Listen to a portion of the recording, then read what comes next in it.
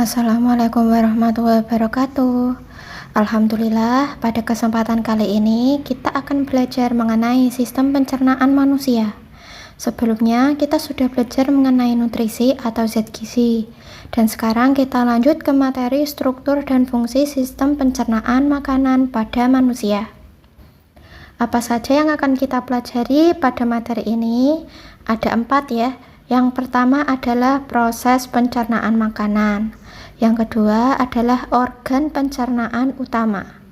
Nomor 3, organ pencernaan tambahan.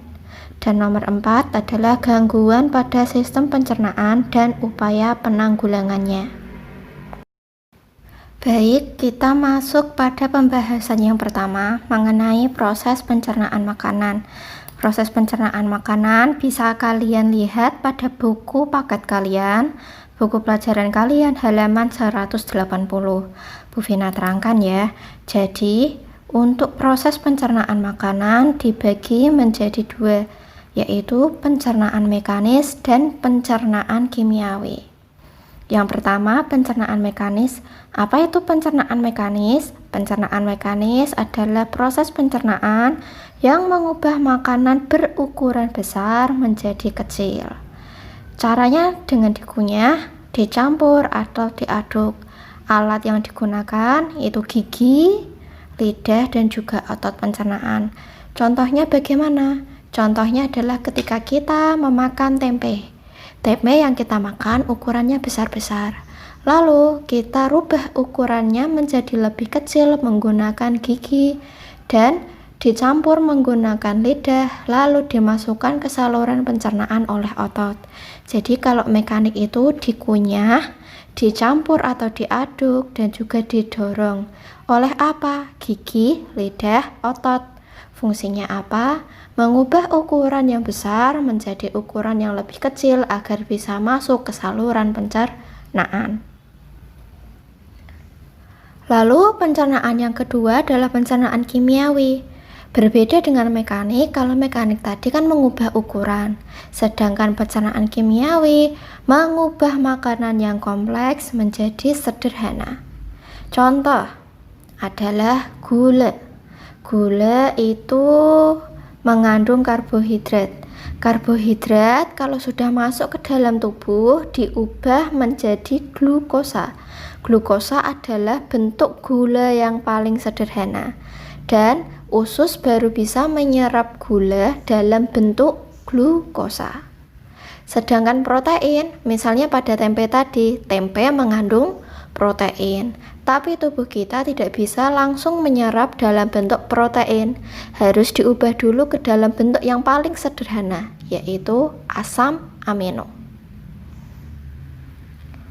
Lalu untuk pencernaan kimiawi, kita menggunakan enzim-enzim yang dihasilkan oleh organ pencernaan. Karena dia menggunakan enzim, makanya disebut secara kimiawi. Sekarang kita masuk ke pembahasan kedua mengenai organ pencernaan manusia. Jadi, organ pencernaan pada sistem pencernaan dibedakan menjadi 2, yaitu organ pencernaan utama dan organ pencernaan tambahan atau disebut juga organ aksesoris. Jadi yang pertama adalah organ pencernaan utama. Organ pencernaan utama itu adalah organ-organ yang langsung dilewati oleh makanan kita, mulai dari mulut, kerongkongan, lambung, usus halus, usus besar, dan berakhir di anus. Sedangkan organ aksesoris atau organ tambahan adalah organ yang tidak dilewati secara langsung oleh makanan, tapi mempunyai peran dalam sistem pencernaan. Organ itu adalah hati dan juga pankreas. Jadi makanan tidak masuk ke hati dan juga tidak masuk ke pankreas, tapi mereka berperan dalam proses pencernaan kita. Organ yang pertama adalah mulut. Pada mulut ada bibir, lalu ada gigi, kemudian ada lidah dan juga kelenjar ludah. Pada mulut terjadi 2 pencernaan, yaitu pencernaan mekanis dan pencernaan kimiawi. Pada pencernaan mekanik dibantu oleh gigi dan lidah. Jadi makanan yang masuk ke mulut akan dikunyah oleh gigi dan dicampur atau diaduk oleh lidah. Nah, makanan itu lalu akan didorong ke kerongkongan. Itu adalah pencernaan mekanisnya. Selain pencernaan mekanik, juga ada pencernaan kimiawi. Pencernaan kimiawinya dibantu oleh enzim petialin atau enzim amilase. Jadi di dalam mulut kita, di bawah lidah dan di dekat telinga itu ada yang namanya kelenjar ludah. Kelenjar ludah menghasilkan air ludah atau air liur yang mengandung enzim amilase atau enzim petialin. Fungsinya adalah mengubah amilum menjadi maltosa. Amilum adalah karbohidrat. Jadi di mulut karbohidrat diubah menjadi maltosa. Makanan yang sudah dicerna di mulut akan menjadi lebih halus dan lembek. Hasil dari pencernaan di mulut itu disebut dengan bolus. Setelah dari mulut, makanan masuk ke dalam kerongkongan. Nama lain kerongkongan adalah esofagus. Jadi, makanan dari mulut masuk ke lambung itu melalui kerongkongan. Coba kalian raba leher kalian. Di leher kalian itu yang depan, ketika kalian berbicara akan bergetar ya. Itu adalah tenggorokan. Kerongkongannya itu adalah di belakang tenggorokan. Jadi kalau kalian makan itu masuknya ke kerongkongan. Kerongkongan dan tenggorokan berbeda ya. Kalau tenggorokan itu yang depan, yang kalian bisa rasakan bergetar kalau sedang berbicara, sedangkan kerongkongan itu adalah di belakangnya tenggorokan. Bolus dari mulut akan masuk ke kerongkongan. Dari kerongkongan kok bisa masuk ke lambung? Nah, bolus itu bisa masuk ke lambung karena pada kerongkongan ada yang namanya gerak peristaltik. Gerak peristaltik itu adalah gerak meremas dan mendorong. Di buku kalian ada di halaman 183. Di situ ada gambarnya ya. Jadi, makanan yang sudah dicerna di mulut lalu masuk ke kerongkongan. Di kerongkongan oleh otot-otot pencernaan, bolus atau makanan itu akan didorong pelan lalu masuk ke dalam lambung. Selain mendorong makanan dari mulut ke lambung, pada bagian kerongkongan, khususnya pada pangkal faring terdapat yang namanya epiglotis. Epiglotis itu apa sih, Bu?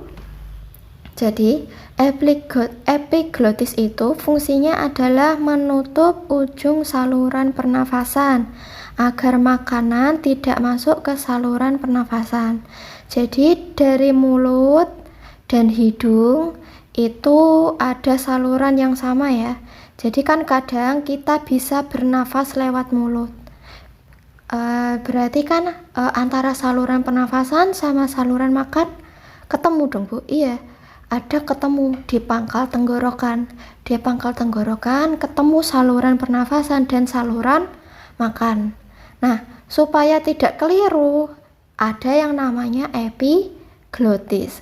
Ketika makan, saluran nafas kita ditutup oleh epiglotis.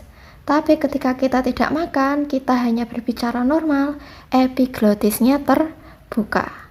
Makanya kalau kita makan sambil mengunyah tidak boleh berbicara. Kenapa? Nanti makanannya malah masuk ke tenggorokan.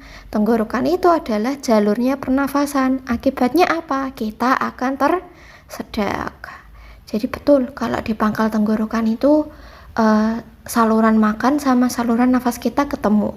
Pintu gerbangnya adalah epiglotis. Kalau kita makan, epiglotisnya nutup tenggorokan. Jadi makanannya akan masuk kerongkongan, tidak mungkin masuk ke tenggorokan. Dari gambar semoga kalian bisa paham ya. Setelah dari kerongkongan, bolus atau makanan itu akan masuk ke dalam lambung. Coba kalian perhatikan gambar lambungnya. Pada bagian atas lambung dan juga bawah lambung ada yang namanya katup atau sfinkter. Fungsinya apa? Katup atau sfinkter itu seperti pintunya. Jadi, makanan dari kerongkongan itu masuk ke dalam lambung melalui pintu dulu, otot katup atau sfinkter. Sebelum di kerongkongan selesai, makanan tidak akan masuk ke dalam lambung. Jadi kalau kita makan kan tidak mungkin dari mulut langsung terjun ke lambung, tapi lewat kerongkongan dulu. Kalau sudah selesai di kerongkongan, nanti pintunya lambung, katupnya lambung akan membuka, jadi makanan dari kerongkongan akan masuk ke dalam lambung. Lalu di dalam lambung sendiri ada dua pencernaan mekanis dan pencernaan kimiawi. Tadi di kerongkongan, makanan kan didorong dan diremas-remas masuk ke dalam lambung. Itu adalah pencernaan mekanik. Pada lambung ada pencernaan mekanik dan kimiawi. Pencernaan mekanisnya itu menggunakan otot lambung. Otot lambungnya akan berkontraksi lalu mengaduk-aduk makanan. Lalu pencernaan kimiawinya adalah menggunakan 3 zat, HCl, enzim pepsin, dan juga enzim renin. Jadi lambung itu mengeluarkan 3 zat tersebut. HCl atau asam klorida itu sifatnya asam kuat. Karena dia asam kuat, jadi dia bisa membunuh kuman atau bakteri yang masuk dari makanan ke dalam lambung. Lalu enzim yang kedua adalah enzim pepsin. P memecah protein menjadi pepton. Jadi kalau pepsin itu mengubah protein menjadi pepton. Lalu renin itu adalah mengendapkan protein kasein yang ada pada susu. Makanan yang sudah dicerna di lambung nanti disebut sebagai kimus. Kimus dari lambung lalu masuk ke usus halus.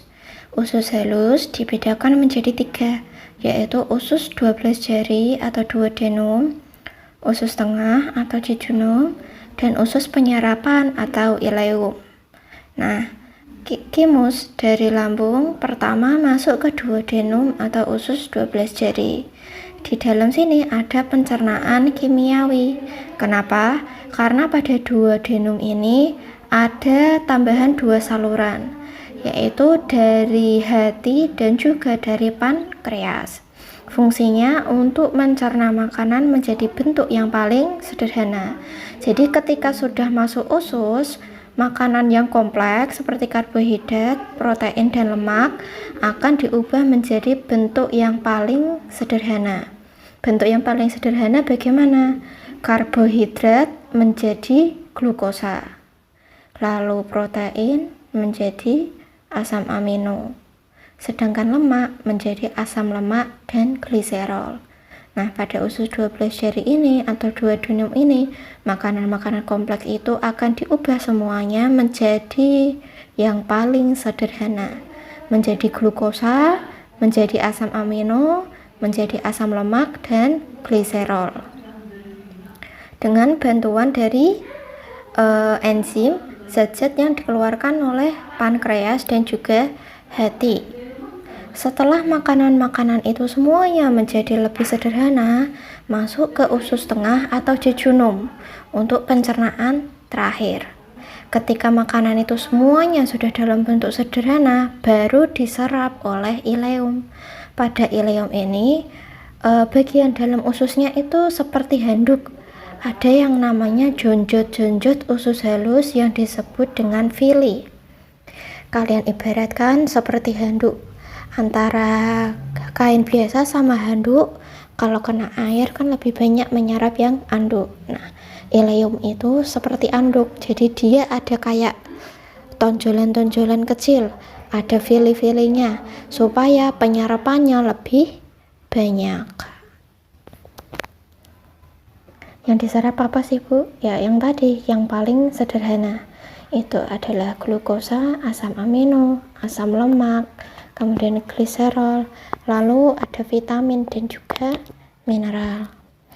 sisa dari pencernaan itu nanti akan masuk ke dalam usus besar atau kolon. Saluran pencernaan yang selanjutnya adalah usus besar atau kolon. Panjangnya itu kurang lebih 1 meter ya. Usus halus yang sudah selesai menyerap kemudian kan mengeluarkan sisanya itu masuk ke dalam usus besar. Usus besar itu ada 3 bagian. Yang pertama adalah usus besar naik atau kolon naik, lalu kolon mendatar, dan juga ada kolon menurun. Kolon menurun ini yang berakhir pada anus. Lalu apa yang terjadi pada usus besar? Jadi sisa makanan dari usus halus itu masuk ke usus besar, lalu diserap kelebihan airnya, karena di sisa-sisa itu masih ada air yang bisa diserap. Setelah diserap, sisa-sisa itu kan menjadi lebih padat, dan padat lalu dibusukkan dengan bantuan bakteri Escherichia coli. Sisa-sisa itu yang sudah dibusukkan dan padat, akhirnya terbentuklah tinja atau feses. Feses itu kemudian dibuang lewat anus. Nah, tadi kan mengenai organ pencernaan utama.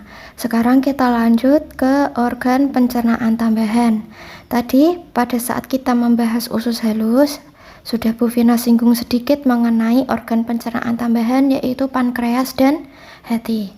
Jadi untuk organ pencernaan tambahan yaitu hati dan pankreas itu mengeluarkan zat-zat yang akan berperan dalam proses pencernaan. Untuk hati terdiri atas sel-sel hati yang menghasilkan getah empedu. Getah empedu itu nanti akan masuk ke usus ke-12 jari. Fungsinya untuk menggumpalkan lemak. Lemak digumpalkan menjadi butiran-butiran yang lebih halus dan nanti bisa diserap oleh usus. Sedangkan pankreas mengeluarkan 3 enzim. Enzim yang pertama adalah amilase. Fungsinya merombak amilo menjadi glukosa. Lalu enzim tripsin mengubah molekul protein menjadi asam amino. Dan enzim yang ketiga adalah enzim lipase. Fungsinya memecah lemak menjadi asam lemak dan gliserol. Nah, karena sudah diubah ke dalam bentuk yang paling sederhana, glukosa, asam amino, asam lemak, dan gliserol itu bisa diserap oleh usus halus. Terkadang sistem pencernaan kita mengalami gangguan atau permasalahan. Apa saja masalah itu? Silahkan cek tayangan berikut.